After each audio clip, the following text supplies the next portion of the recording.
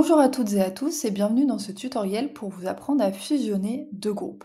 En effet, au fur et à mesure de la vie de votre plateforme, vous souhaitez potentiellement faire du tri dans les groupes de votre plateforme et fusionner deux groupes thématiques en un seul.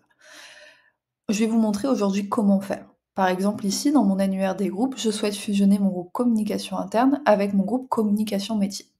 Pour ça, comment je vais procéder? Je vais d'abord aller sur mon groupe communication interne et je vais ensuite venir modifier au niveau des réglages et je vais venir désactiver mes notifications. Pour ça, je vais dans options et réglages, éditer les informations et je viens bien paramétrer en non les notifications. Je viens enregistrer mon paramétrage et je viens faire la même chose dans mon deuxième groupe, qui est mon groupe communication métier.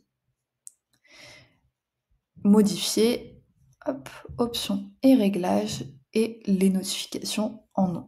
Donc je viens bien sélectionner en non. Enregistrer. Une fois que ça c'est fait, ce qui va être important, ça va être de définir également quel va être le groupe qui va vous servir de nouveau groupe qui va fusionner, si vous voulez, l'ensemble des groupes.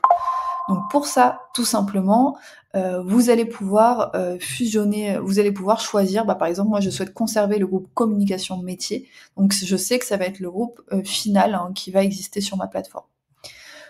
Pour la fusion, comment ça va se passer? La deuxième étape, c'est d'aller dans le menu utilisateur administration, d'aller rechercher mes contenus.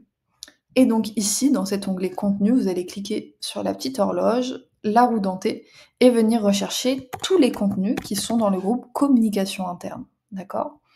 Les contenus du groupe communication interne, je viens les sélectionner et je viens remplacer l'audience par mon groupe destination, dont je vous ai parlé, qui va être mon groupe communication métier. Je viens, hop, confirmer. Là, j'avais que 2 contenus. Si j'en ai plusieurs, ça peut prendre un petit peu de temps, donc bien attendre le message d'enregistrement réussi. Une fois que ça c'est fait, vous allez donc avoir au niveau des contenus, tout simplement, du groupe. Dans mon groupe communication interne, vous allez le voir, je n'ai plus aucun contenu. Je vais avoir mes contenus qui vont avoir basculé dans mon groupe communication métier, juste ici.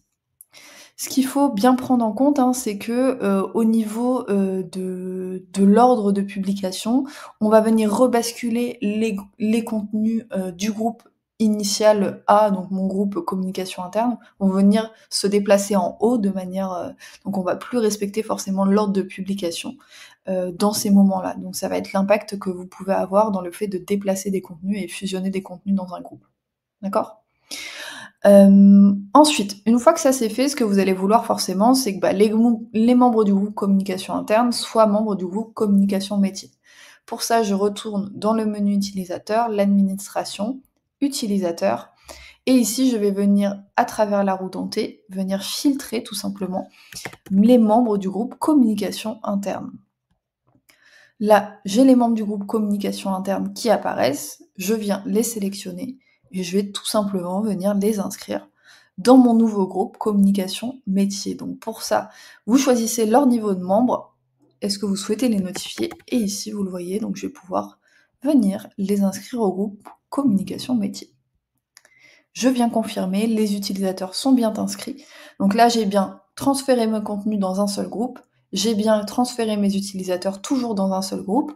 Donc vous allez pouvoir maintenant tout simplement venir réactiver les notifications dans votre groupe communication métier pour que vous puissiez les informer. Et là, ce que je vous recommande, c'est de pouvoir aussi peut-être informer les utilisateurs que ce groupe maintenant n'en est plus qu'un seul, et donc là, vous rétablissez les notifications d'origine.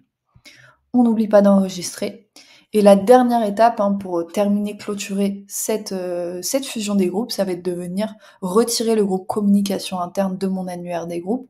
Donc pour ça, toujours depuis l'administration, au niveau des groupes, vous allez pouvoir tout simplement sélectionner votre groupe communication interne, donc votre groupe qui est maintenant vide, et pouvoir venir l'archiver. En venant archiver votre groupe, ça va pas venir le supprimer, juste venir l'archiver comme son nom indique, donc on va plus le voir apparaître, notamment dans l'annuaire des groupes.